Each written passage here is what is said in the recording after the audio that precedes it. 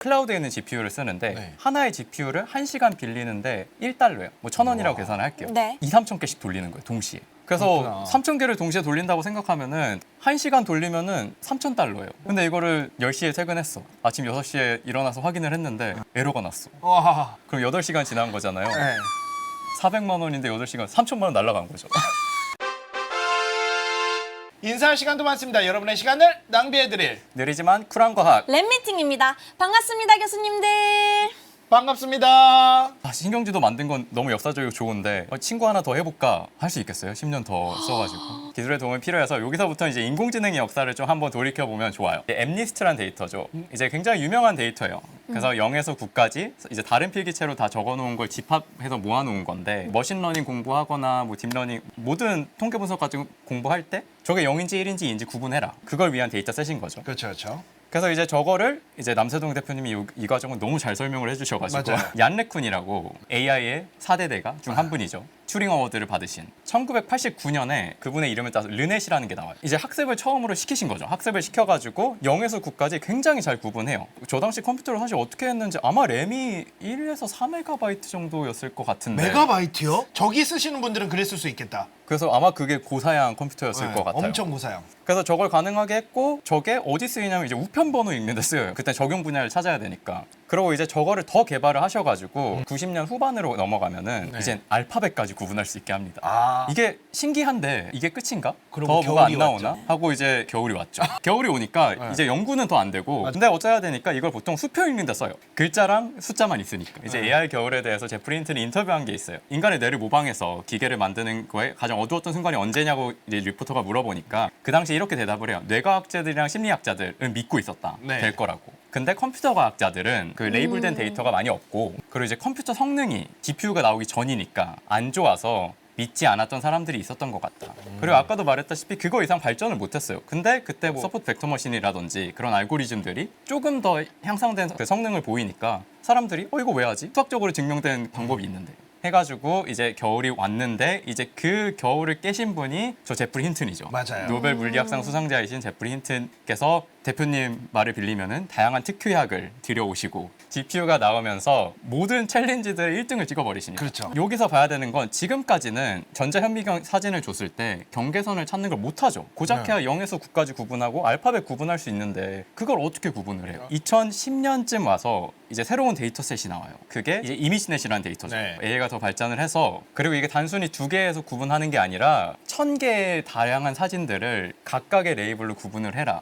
라는 문제가 생긴 거죠. 여러분들도 비밀번호 까먹었을 때 많이 하셨을 거예요. 여기에서 횡단보도를 찍으시고 그쵸, 그쵸. 여러분들 덕분에 지금의 인공지능이 있는 겁니다. 노벨 물리학상에 기여하신. 그래서 이제 이 문제에 대해서 가장 좋은 해답을 찾아낸 게 이거 제프리 힌튼 교수님 랩에서 나온 알렉스 넷이 나오면서 그 전에 있던 모든 기록을 갈아치웁니다. 이게 가능해지니까 이 즈음에 이제 생각이 들죠. 내가 원하는 문제랑 비슷해진 거죠. 그래서 저희 박사때 지도 교수님이 이때 슬슬 AI를 사용해 볼까? 고작 1000개 이미지 걘지 고양이지 구분할 수 있는 거니까 저까지 하기는 성능이 안 나왔던 거예요. 그렇죠, 그렇죠. 그래서 이거 어떻게 해야 될까 하다가 이거 그만둘 순 없잖아요. 인공지능만으로는 안 되겠구나. 인공지능에 인간지능을 섞자. 근데 인공지능이 생각보다 더 안 되니까 인공지능을 좀 적게 쓰고 인간지능을 좀 더 쓰자. 쓰긴 쓴다. 인공지능이 세포를 다 완성해 주는 게 아니라 퍼즐 조각을 만드는 거예요. 얘네들이 조각 만드는 건 되게 잘하는 거예요. 그래서 파라미터를 잘 조절해서 조각들을 무수히 많이 만들어내고 그럼 사람들이 조립만 하자. 퍼즐 맞추는 것도 생각보다 간단한 그게 아니에요. 그래서 저것도 이제 제가 임의로 적어놓은 것 같은데 어쨌든 그렇게 큰 데이터셋이 아니니까 한 세포를 저렇게 퍼즐 조각 맞춰가지고 다 이으면은 한 50시간 걸린다고 생각을 해요. 50시간 걸리는데 한 1000개 세포가 있어요. 그러면 곱하면 5만 시간 걸리는 거죠. 근데 어쨌든 저희는 하루 8시간 그 근무 지켜야 되니까 그거 지켜가지고 계산을 하면 6,250일이에요. 저렇게 일하면 졸업 못하는데? 역시 대학원 출신은 다르네요. 최소 13시간에서 15시간 정도는 역시 박사님. 그럼요. 그래서 이제 저렇게 계산을 하면은 17년이 넘게 걸려요. 말이 안 되잖아요. 저희 가능했는데. 아까 맞죠? 저한테 10년 걸린 거 10년 네. 플러스 딱 저 계산이 나오는 거예요. 기가 막히게 계산하셨네. 8시간은 아니었다. 30년이 지났는데 똑같은 시간 들이고 있는 게 좀 억울하잖아요. 그리고 이제 제 박사 때 지도 교수님은 좀 더 착하신 교수님이었던 거죠. 저거 대학원생 시킬 수 없다. 근데 한 사람이 하면 너무 오래 걸리니까 그럼 당연히 여러 사람을 데려와야죠. 그래서 혹시 단백질 구조 예측할 때 최정모 교수님이 언급하셨는데 네. 이게 다 보셨네요. 아 그럼요. 전 다 봅니다. 인공지능이 잘 안 되니까 뭘 만들었죠? 단백질 접하는 걸 사람이 하면 더 잘할 것 같아가지고 게임 만들었죠. 그렇죠. 게임을 만들었어요. 네. 그래서 이제 아이와이어라는 게임을 만듭니다. 그러니까 기승전 게임이 나왔다? 이 사람들이 뭘 하고 있는 거지라는 걸 생각해봐야 돼요. 게임 이름에서 아시다시피 아이잖아요. 눈에 있는 세포들의 데이터셋을 그 조각 맞추기 하는 거예요. 그래서 조각 맞추기를 하면은 가서 퍼즐 맞추기를 하는 거예요. 퍼즐은 게임이 돼야 되니까 점수가 필요하잖아요. 저런 식으로 채점이 돼요. 랭킹 보드가 있어요 또. 저희 승강제도 말씀하셨는데 승진이 있습니다. 같은 게 있는 거예요? 레벨도 늘어나는데 와. 이제 뭐 이 사람이 진짜 전문가 같다 하면은 약간 매니저 같은 자리를 하나 줘요. 그 사람은 야. 어떤 사람이 한 거를 가서 알아서 수정할 수가 있어요. 너 이거 틀렸어. 내가 맞아. 그래서 이제 저런 모티베이션으로 게임을 한 것도 있지만 단백질 접는 게임 폴드잇도 마찬가지지만 맞아요. 이제 저희 슬로건이 있죠. For Science. 과학을 위해서. 모두가 과학자다라고 해가지고 그 데이터를 얻은 거로 실제로 논문들이 많이 나왔습니다. 그 논문의 가장 마지막 저자에는 이제 게임 플레이어들을 적어 놓았고 그 서플 데이터에 들어가면은 게임 아이디들이 쭉 나열이 돼 있습니다. 아, 얼마나 좋아. 게임하고 논문 쓰고. 그렇죠. 저거 덕분에 제 첫 논문이 나왔습니다. 그 데이터 덕분에. 아 이때 또 획기적인 변화가 하나 일어나요. 이제 점점 어려운 태스크를 푸는 거죠. 이제 네. 1000개 구분하는 것까지 풀었으니까 이제 다음 문제가 뭐냐면은 보시다시피 저게 세포거든요. 세포 찾는 거예요. 우리가 원하는 태스크랑 비슷하잖아요. 세포 경계선 찾고 있으니까. 네. 이 챌린지가 나온 거예요. 근데 2015년에 이제 유넷이라는 획기적인 모델이 나옵니다. 저게 지금까지도 되게 잘 돼요. 성능표를 보시면 숫자가 높을수록 좋은 거거든요. 그렇죠. 네. 와. 압도적으로 이기고 있습니다. 저게 2015년 제가 박사를 시작할 때예요. 이제 저게 나왔으니까 본격적으로 인공지능 작게 쓰지 말고 인공지능을 좀 더 써보자 해가지고 이제 저 때부터 미국 정부에서 프로젝트 받아가지고 더 큰 데이터까지 처리할 수 있도록 시작을 한 거죠. 가장 왼쪽이 정렬하는 것도 딥러닝을 활용을 했고 세포 색칠하는 과정도 AI를 활용을 했고 시냅스 찾는 과정도 인공지능을 활용을 했고 모든 것들이 다 완성이 됐는데 무슨 변화가 있었냐면 학습 데이터가 압도적으로 많아졌고 컴퓨터 능력이 발전된 것도 굉장히 커요. 그리고 당연히 이제 알고리즘을 이제 저희 연구실에서 모든 부분에 딥러닝을 적용하면서 모든 부분을 어떻게 하면 더 저비용으로 높은 정확도를 할 수 있을까 개발 과정이 몇 년에 걸쳐 가지고 이제 약간 연도별로 해놨는데 첫 번째 목표가 가장 왼쪽에 있는 게 그 게임으로 만든 데이터가 저 데이터였어요. 그리고 이제 첫 번째 목표가 비슷한 사이즈의 데이터를 처리할 건데 고해상도니까 시냅스까지 찾아가지고 완벽한 신경 회로를 재구성할 수 있는 파이프라인을 만들어라. 그게 이제 테스트인 거죠. 그래서 그걸 성공적으로 완료를 하고 그 다음에 이제 5년 과제였는데 네. 최종 5년째 과제가 그러면 테스트 되니까 1000배 늘려봐 해가지고 전체 데이터 사이즈가 1mm by 1mm by 1mm예요. 저게 어느 정도 크기인지 감이 안 오죠. 그냥 네. 엄청 작잖아요. 저거 데이터 사이즈가 몇일 것 같아요? 기가바이트 단위예요? 페타바이트입니다. 와. 1000기가바이트가 1테라바이트죠. 1000테라바이트가 1페타바이트. 그럼 저걸 알고리즘을 돌리려면 돈이 엄청 들어간다는 거예요. 그럼 이제 저걸 GPU로 어쨌든 연산을 해야 되잖아요. 모든 부분에 대해서 찾아야 되니까. GPU를 써야 되는데 한 개 쓰면은 너무 오래 걸리니까. 이게 조각조각 내가지고 처리를 하니까. 그럼 GPU를 더 많이 써야지 더 짧은 시간에 끝낼 수 있겠구나 해가지고 저희는 이제 클라우드에 있는 GPU를 쓰는데 네. 하나의 GPU를 1시간 빌리는데 1달러예요. 뭐 1000원이라고 계산을 할게요. 네. 2, 3천 개씩 돌리는 거예요. 동시에. 블랙홀 사진 찍을 때 이제 망원경이 전 세계에 있는 거를 썼잖아요. 아. 그 전체 자료가 5페타바이트 정도 됐거든요. 근데 그거를 데이터로 송신을 할 수가 없는 거야. 너무 커서. 그래서 이제 뜯어서 비행기로 모아서 한 군데에다 모았거든요. 근데 여기서는 한 군데서 실험을 하니까 그럴 필요는 없어. 되게 좋은 지적인데 저게 프린스턴 자체에서 다 한 게 아니에요. 이미징은 시애틀에 있는 알렌 인스티튜트라는 데서 찍었어요. 그럼 데이터를 보내야 되니까 이제 실제로 클라우드에 데이터를 저장하는 것도 있는데 이제 백업 데이터를 보낼 땐 더 빠른 거는 이제 업로드 시간이 오래 걸리잖아요. 하드로 그냥 직접 우편으로 그렇죠. 보냈습니다. 와, 여기도 그렇게 했구나. 그래서 그렇구나. 3,000개를 동시에 돌린다고 생각하면은 1시간 돌리면은 3,000달러예요. 근데 이거를 10시에 퇴근했어. 아침 6시에 일어나서 확인을 했는데 에러가 났어. 와. 그럼 8시간 지난 거잖아요. 네. 400만 원인데 8시간 3천만 원 날라간 거죠. 그래서 이럴 수는 없으니까 실제로 대학원생들이 그 정도 사이즈를 돌릴 때는 베이비시팅이라고 하는데 붙어 있어야죠. 그쵸. 에러가 나나 안 나나 계속 관찰을 하고 있는 거죠. 와. 물론 이제 테스트 볼륨에 먼저 해보고서 돌아가는지 확인을 하고 그 다음에 이제 진짜 런을 돌리긴 하는데 그런 식으로 계산을 한다. 초파리 데이터 같은 경우 초파리 전체 뇌가 저기가 양쪽이 눈이거든요. 이제 거기까지가 750 마이크로미터. 그리고 지금 저기서 보이는 높이가 350 마이크로미터고 여러 장 그쪽으로 갔을 때 250 마이크로미터. 큐빅 밀리미터보다 작죠. 그리고 해상도는 똑같이 4나노미터 바이 4나노 그리고 40나노미터 두께로 썬 네. 거예요. 그래서 가능했다. 다음 영상이 있는데 보면서 잠깐 얘기하면 좋을 것 같아요. 좋습니다. 지금 저 남자가 제 박사제 지도 교수님이고요. 그리고 오른쪽에 있는 여자분이 그렇죠, 그 그렇죠. 교신저자. 초파리 등장했어요. 어머나. 와, 이렇게 작은 거야. 이미지 정렬을 하고 와, 근데 이제 보니까 설명을 듣고 보니까 이걸 다 이해를 할 수가 있겠다. 저 지점을 찍어 나가는 거죠. 그래서 아까 보셨던 것처럼 그러니까 한 장 한 장 추적해서 따라가다 보면 와, 세포를 재구성할 수가 있고 와. 근데 진짜 설명을 듣고 이 영상을 보니까 다 이해가 되네요. 네. 그리고 이제 세포들 사이 연결을 찾아야 되니까 인접한 세포들의 신경 전달 물질이 전달되는 이렇게 해서 초파리 전체 뇌지도가 나왔다. 그동안 발표했던 거의 총 요약이 이겁니다. 이제 이 과정이 완료가 돼서 실제로 회사들이 나오고 있어요. 전자현미경 사진을 주면은 이제 저 신경 회로까지 재구성을 해가지고 주는 회사. 그래서 저희 연구실 같은 경우도 이제 제타 AI라고 해가지고 회사를 만들었고 이건 이제 학계에서 개발할 게 아니라 이제 완성이 기업에서. 됐으니까 최적화하는 거는 회사에서 할 일이다. 아, 그렇죠. 이제 그래서- 나사에서 뭐 우주 발사체 기술 개발했으니까 스페이스X가 발전시키는 거다. 이렇게 보시면 되죠. 인간 뇌는 제타바이트가 될 것 같으니까 저거를 포부로 저렇게 이름을 만들었는데 이야.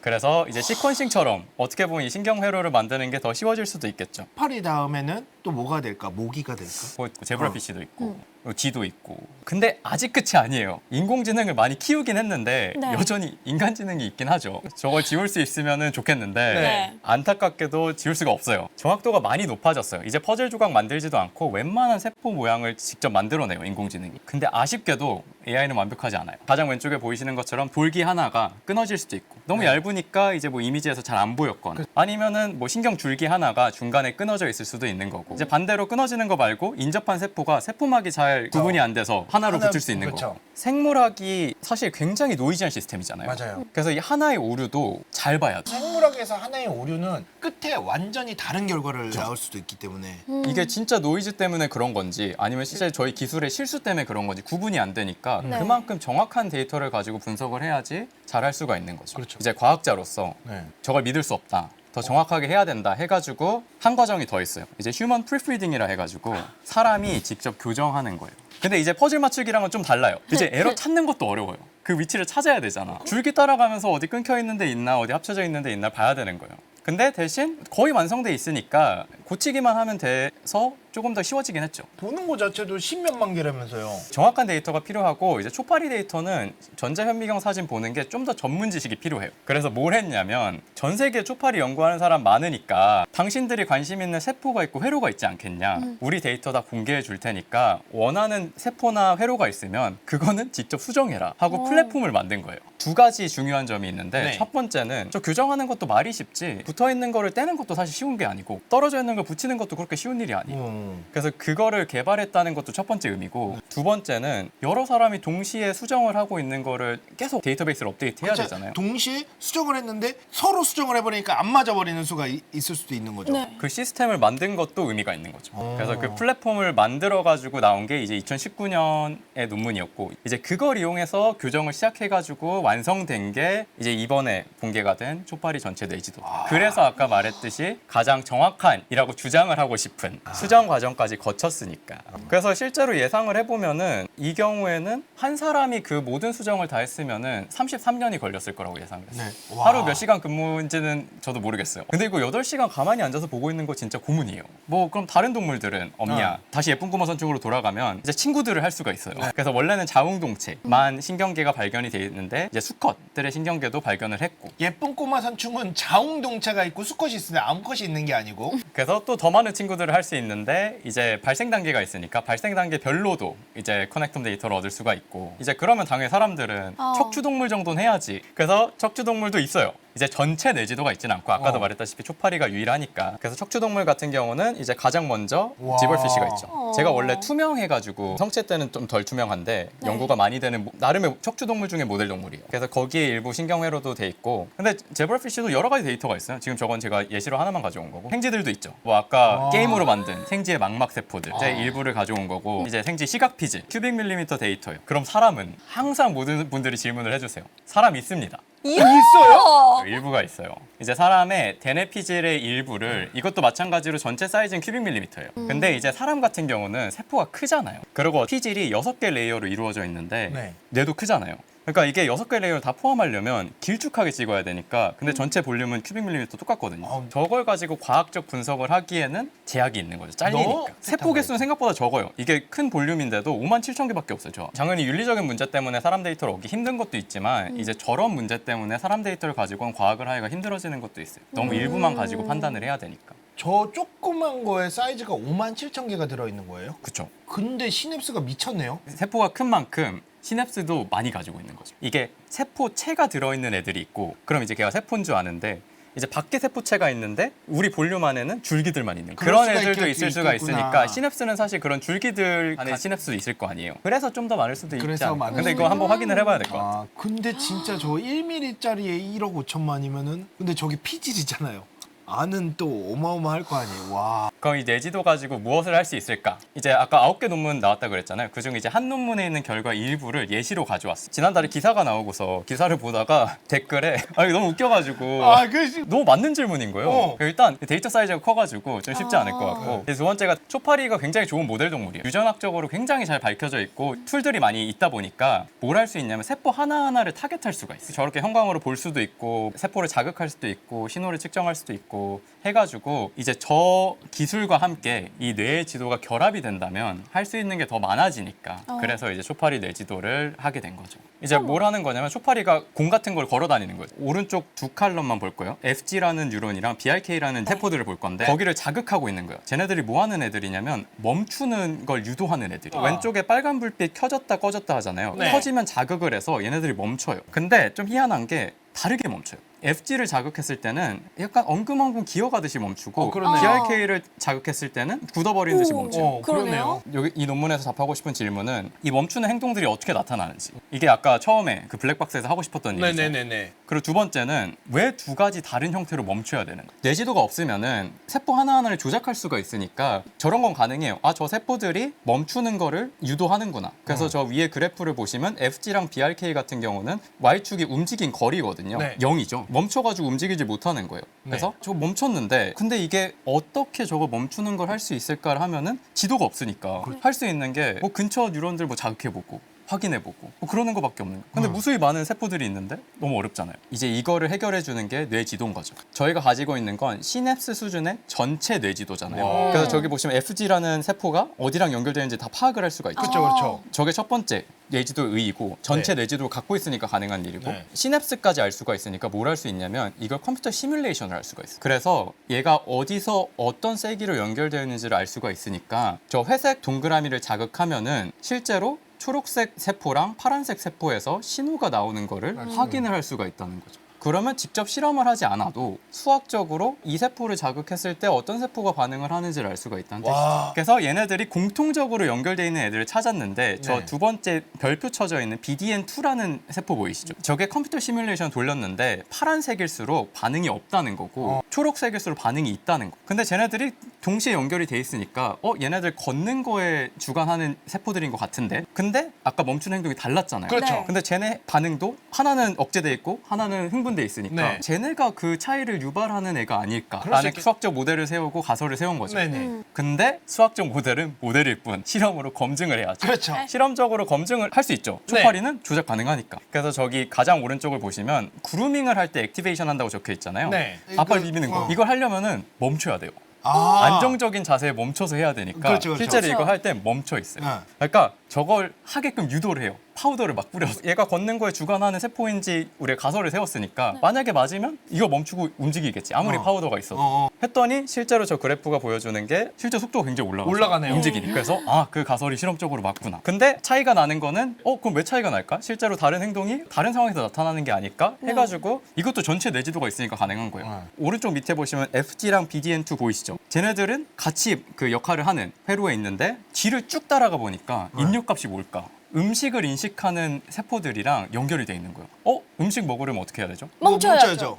그 상황에서 멈추는 거 아닐까? 이거 그냥 끼워 맞추는 것 같은데? 그럼 어떻게 해야 되냐? 실험적으로 증명을 해야죠. 근데 초파레는 쉽게만 하니까. 그렇죠. 실제로 플레이트에 왼쪽에 당을 놓고 음식을 놓고 오른쪽에는 빈 플레이트예요. 그래서 초파리가 이제 움직이다가 음식이 있으면은 멈춰서 잘 먹겠죠. 근데 저 FG라는 걸 자극을 하면은 멈추질 않는 거예요. 거기선 억제를 시키는 거죠. 네. 그래서 저 빈 공간까지 걸어서 나가더라. 그리고 이제 이 논문에서 말하는 거는 아빠를 비빌 때는 그루밍을 할 때는 완전하게 고정된 상태에서 안정적으로 해야 되니까 이제 BRK가 작동을 해서 멈추는 거고 이제 음식을 할 때는 뭐 사실 완벽하게 멈춘 그치, 상태에서 그치. 있고 뭐 옆에 음식이 더 있을 수도 어. 있고 하니까 그래서 다른 상황에서 동작을 하기 때문에 다른 멈추는 세포들이 작용을 하는 것 같다. 이제 초파리 뇌지도 나왔으니까 그 다음은 뭐냐? 아마 생지뇌가 될 것 같아요. 뭐 그 전에도 다른 것들이 있을 것 같은데 네. 생지뇌가 아마 그 다음으로 가장 큰 임팩트가 있는 커넥톰이 되지 않을까. 근데 저 생지뇌 크기를 보시면은 대략적으로 1cm by 1cm by 1cm예요. 근데 아까 큐빅 밀리미터 했잖아요. 네. 각 디멘전별로 10배씩 는 거예요. 그럼 이제 1000 큐빅 밀리미터니까 네. 1000 페타바이트죠. 사실 저거 이미지 찍는 것도 오래 걸리거든요. 과학 기술이 조금 더 발달해야겠는데요. 아, 모든 그 부분들이 다 발전해야 돼요. 향후 10년을 예측하긴 해요. 그래서 실제로 미국에서는 프로젝트가 시작을 했어요. 그래서 다양한 연구팀에서 다양한 방법을 이용해서 근데 굳이 꼭 40나노미터로 찍어가지고 할 필요는 없으니까 약간 그 타협점을 잘 찾고 해가지고 10년 뒤에 하려고 노력을 하고 있죠. 이야. 네, 오늘 진짜 너무 재밌지 않았어요? 네. 설명을 너무 잘해주셨어요. 하나하나 빌드업이 너무 좋아서 마지막에 설명하는 영상들을 딱 봤을 때 바로 이해가 빡 가는. 네. 좋습니다. 오늘 여기서 마치도록 하고요. 인사할 시간도 많습니다. 여러분의 시간을 낭비해드릴 느리지만 쿨한 과학. 랩미팅이었습니다. 감사합니다, 교수님들. 감사합니다.